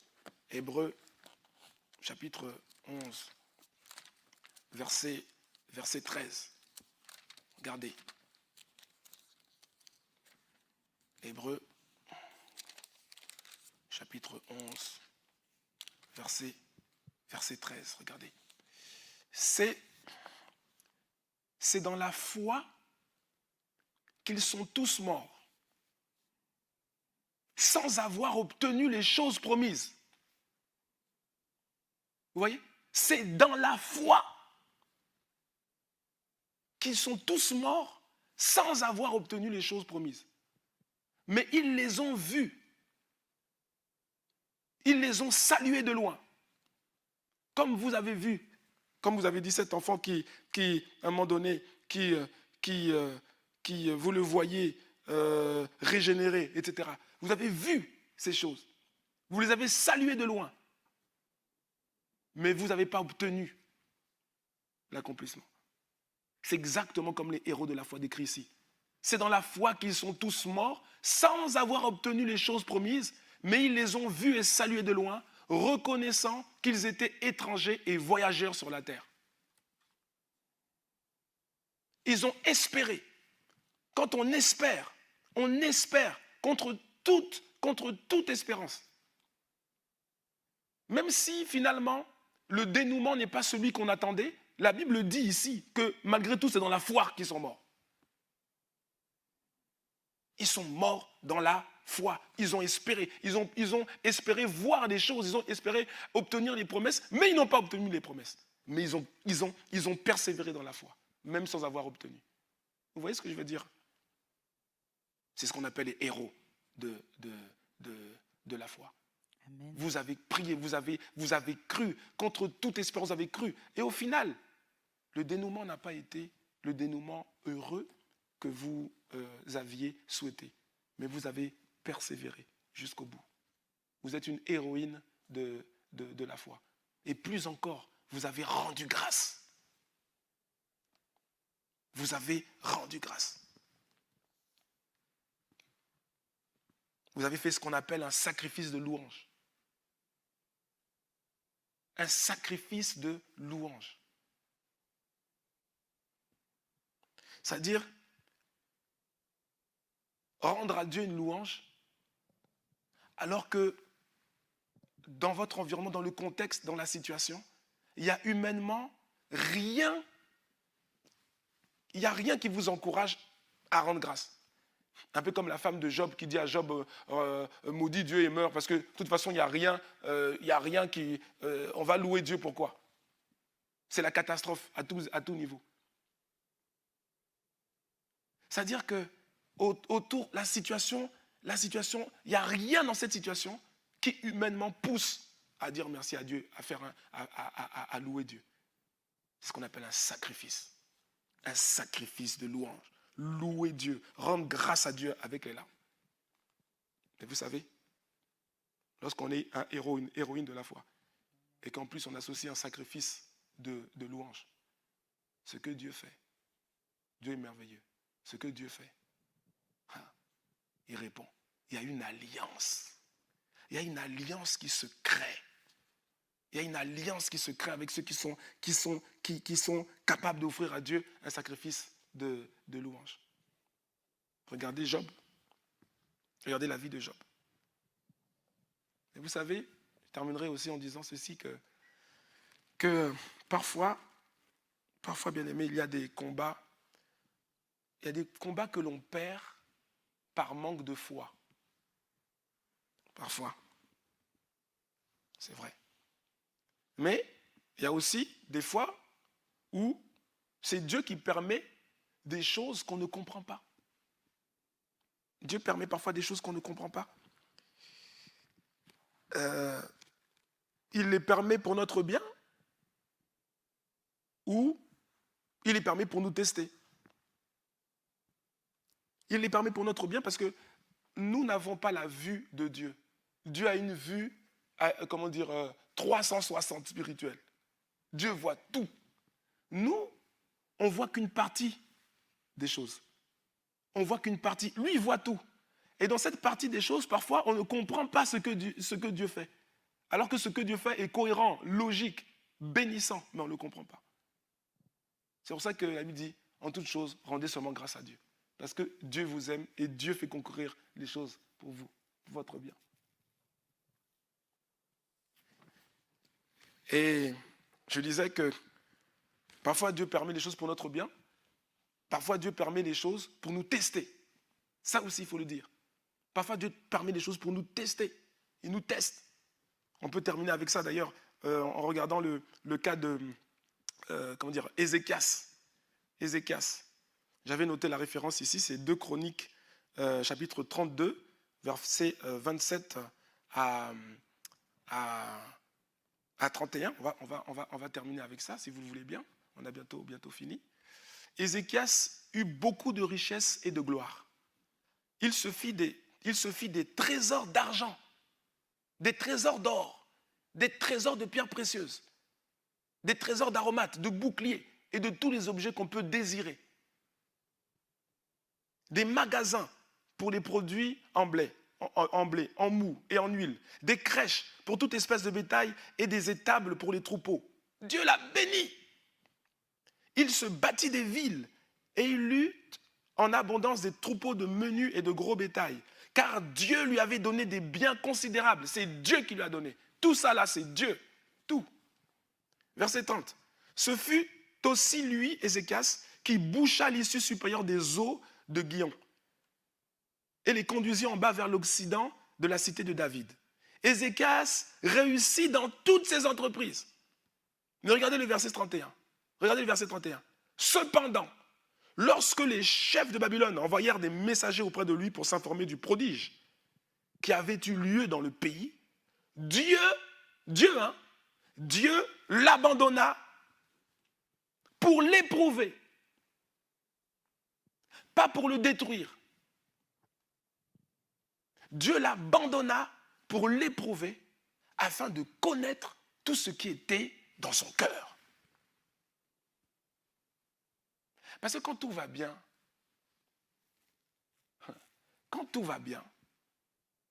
on ne sait pas vraiment. C'est difficile de sonder les profondes dispositions de son cœur.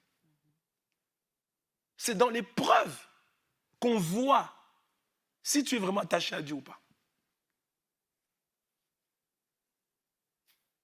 C'est quand Dieu fait silence, quand Dieu n'a pas répondu à quelque chose qui vous semblait légitime, normal. Quand Dieu vous enlève ce qu'il vous a donné, c'est là qu'on voit. C'était pour l'éprouver. Donc vous voyez, bien-aimés, il y a différentes choses. Il y a les choses qui viennent de l'adversaire, l'adversité, mais il y a aussi des choses qui viennent de Dieu, ce qu'on appelle les épreuves, pour nous éprouver. Amen. Voilà, donc parfois, ouais, il y a des situations comme ça dans la vie pour lesquelles on n'a pas de réponse.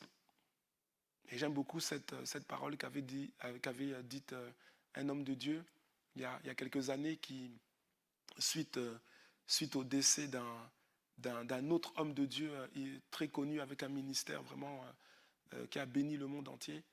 Et il est mort de manière brutale, de manière soudaine. Et cet homme de Dieu qui le connaissait, il disait que, en fait, personne ne comprenait comment ça puisse passer. Et il disait qu'il y a des réponses que nous n'aurons pas sur la terre, mais que nous aurons dans l'éternité. Il y a des choses qu'on va comprendre, que Dieu va nous montrer pourquoi il a permis ça, pourquoi, dans l'éternité. Dieu peut répondre, mais il peut aussi ne pas répondre. Mais c'est là qu'il faut faire attention parce que, en fait, c'est là où l'ennemi, c'est là où le diable, dans ces moments-là, c'est là où le diable va attaquer votre âme. Parce que pour le diable, c'est une situation favorable pour lui. Pour venir frapper à la porte de votre cœur. Pour dire, voilà, Dieu ne vous aime pas. Dieu est injuste. C'est pas normal. Maudit Dieu et meurt. Abandonne la foi. Il n'est pas fidèle. Ce sont autant de situations que le diable va chercher à exploiter pour vous séparer de Dieu, pour vous séparer de l'amour de Dieu. Mais quand vous savez, par le Saint-Esprit, par la grâce de Dieu, lui offrir un sacrifice de louange, là, vous êtes victorieux, même avec les larmes. Amen. Voilà, bien-aimés.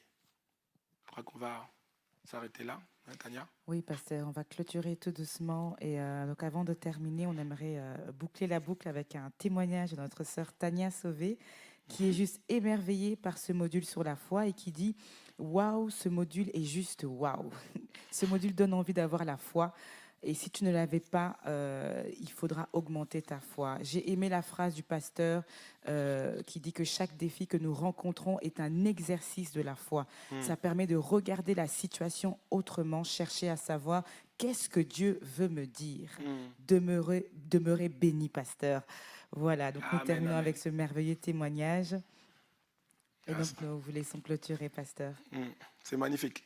Amen. À quelqu'un dise merci Seigneur. Merci Seigneur. Merci, merci, merci, merci Seigneur. Merci. Je vois comment Kodia Fortuné, Dieu vous bénisse pour le live, mais nous restons sur notre fin sur la question de la gestion des finances. Pourra-t-on avoir un live spécial pour les finances? Mais c'est ce qu'on vient d'avoir, Kodia. Nous restons sur notre fin sur la question des finances. Alors, je veux quand même dire une chose, hein. Un message n'est jamais terminé. Un message n'est jamais terminé. Il y a tellement de choses qu'on peut dire. Mais ce que je peux dire, Fortune, Christelle, hein, Kodia, c'est qu'on a présenté des choses dans le cours où il y a beaucoup d'éléments pratico-pratiques.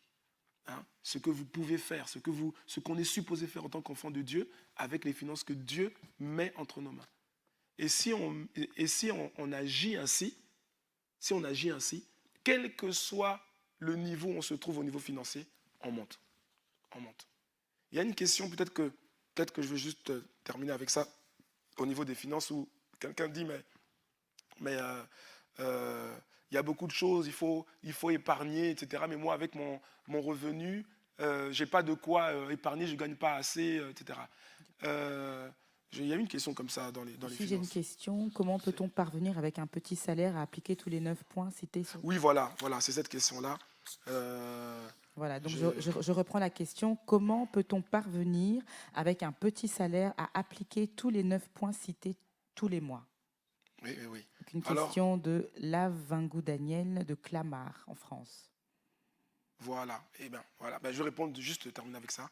C'est en fait, Daniel, je crois qu'il suffit de commencer par appliquer les deux premiers principes.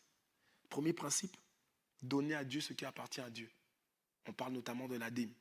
Première chose, si vous n'êtes pas en alliance avec Dieu à travers la dîme, il n'y a rien qui va changer.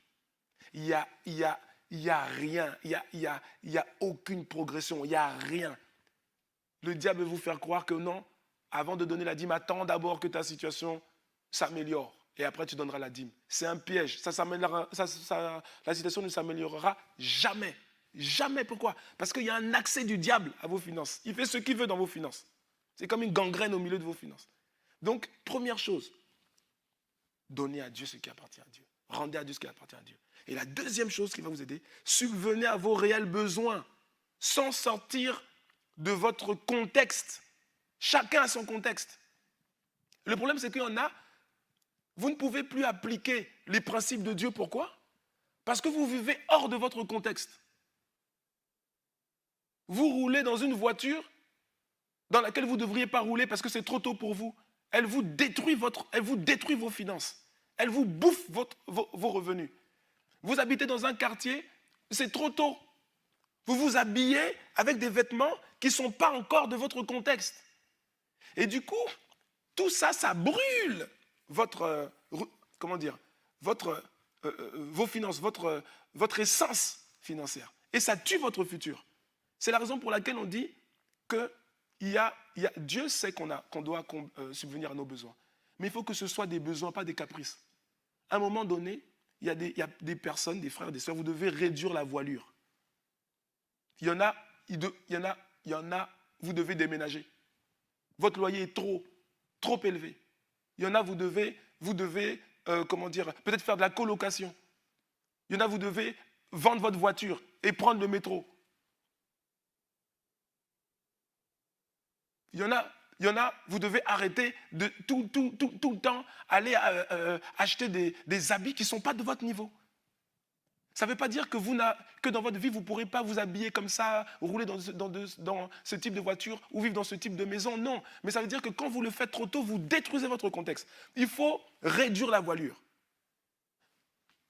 Prendre ses réels besoins. Et du coup, ça va dégager quelque chose, même si ce n'est pas énorme, pour faire le reste. Pour honorer vos parents. Pour propulser vos enfants, si vous en avez. Pour épargner. L'épargne n'a rien à voir avec combien vous gagnez. L'épargne, vous prenez juste quelque chose, même si c'est petit, vous mettez de côté. Quand vous mettez de côté, vous êtes en train d'activer le principe. Et quand vous activez tous ces principes-là, Dieu, ce sont les principes qui vous portent. Vous investissez. Ou bien même si vous ne savez pas dans quoi investir, d'abord, mettez de côté pour investir quand vous serez prêt.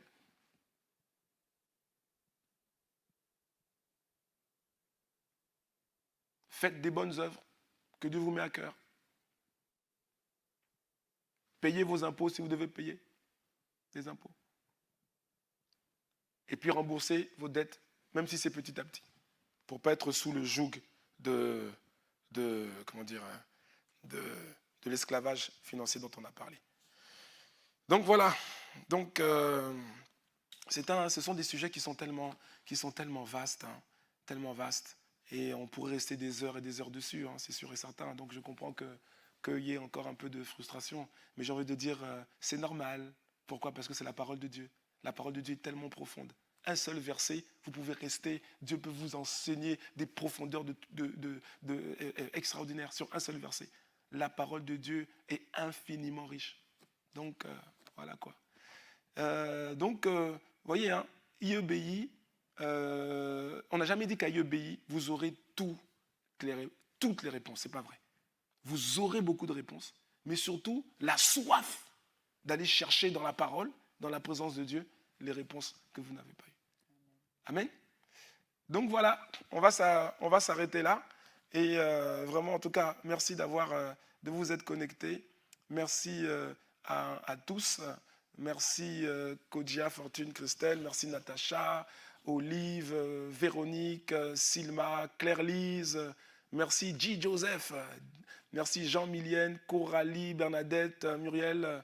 Merci Charme du Saint-Esprit. Ah bon, Charme du Saint-Esprit, merci. Peralta, Joanie, voilà, merci Aris, merci Frida, merci à vous tous, merci pour votre soif et pour votre assiduité. Voilà, je vous encourage à continuer avec IEBI. Vous avez vu comment voilà, en quelques modules, en quelques mois, beaucoup de choses, Dieu a fait beaucoup de choses dans vos vies et ce n'est pas fini. Restez connectés à cette plateforme. Et je suis persuadé qu'à travers elle, le Seigneur vous emmènera encore plus loin. Amen. Voilà, nous allons prier et rendre l'antenne, comme on dit. Rendre l'antenne. C'est bien ça, rendre l'antenne. Ok, Seigneur Père de grâce, Seigneur, dans le nom de Jésus, le Christ, nous voulons vraiment te dire merci. Te dire merci pour ce temps que tu nous as permis de passer dans ta présence et à tes pieds et dans ta parole. Merci pour toutes les réponses que tu nous as données. Merci pour les écailles qui sont tombées de nos yeux. Merci Seigneur pour les révélations de ta parole qui nous ont éclairés. Merci, Seigneur, pour l'ignorance qui a été endommagée, Seigneur, dans nos vies. Nous voulons te dire merci pour tout et nous prions que le dépôt de ta parole porte du fruit dans nos vies et que nous soyons vraiment des témoins, qui témoignent de ce que les principes de Dieu, lorsqu'on les applique, ils créent l'abondance, ils créent la paix, ils créent la joie. Nous te bénissons pour tout cela. Merci, Seigneur, également pour les questions qui n'ont pas obtenu de réponse ce soir, mais nous croyons que tu es le Saint-Esprit. Et Jésus a dit qu'il est avantageux pour nous qu'il s'en aille. Et parce que tu viens, et quand tu viens, tu nous rappelles les choses que Jésus a dites et tu nous enseignes toutes choses. Alors Seigneur, je prie que tu donnes, Seigneur, dans l'intimité de leur méditation, de leur connexion avec toi, tu donnes des réponses à mes bien-aimés sur les questions qui n'ont pas pu être abordées ce soir. Merci pour la soif que tu as mise dans leur cœur. Et je prie que cette soif ne les quitte pas et qu'elle leur permette d'aller de l'avant et de franchir des paliers avec toi. Merci, Seigneur, pour cette plateforme IEBI, pour tous les frères, toutes les sœurs qui s'y impliquent semaine après semaine. Merci, Seigneur, pour nos bien-aimés qui sont ici, qui ont organisé toute la technique, qui ont payé le prix pour rendre ce live possible. Merci pour les équipes de supervision, de coordination à Paris. Merci pour chaque personne qui s'implique, Seigneur, dans cet élément, cet outil de transformation des vies. Père, nous te bénissons aussi pour ton serviteur à qui tu as donné la vision de cette école, Père. Merci pour notre pasteur principal, Seigneur de ICC, qui a été obéissant jusqu'à à payer le prix pour mettre en œuvre cette école. Nous te bénissons pour tout, Seigneur. Nous te bénissons pour le fruit que nous allons constater dans les prochains jours, dans les prochains mois, dans les prochaines années, suite à ce que tu viens de nous dire ce soir. Père, nous plaidons l'aspersion du sang de Christ sur nos vies ce soir, quel que soit le lieu où nous sommes. Nous plaidons l'aspersion du sang de Jésus sur nous-mêmes, sur nos foyers, sur nos familles et sur nos enfants et sur nos églises. Nous te bénissons, Seigneur, dans le nom de Jésus le Christ. Nous t'avons ainsi prié avec foi et avec action de grâce. Amen. Amen. Amen. Voilà, bien-aimés. Sur ce, je vous dis au revoir et à très bientôt sur IEBI Digital. Que Dieu vous bénisse. Bye bye, ciao, ciao, bye bye. Voilà, nous saluons tout le monde au Congo-Brazza, au Michigan, au Bénin, Mifon d'Agbéa, Bénin. Et voilà, en Allemagne, tout ça. Voilà, que Dieu vous bénisse. On est ensemble. Ciao, ciao, bye bye. Je vous aime de l'amour du Seigneur. À plus.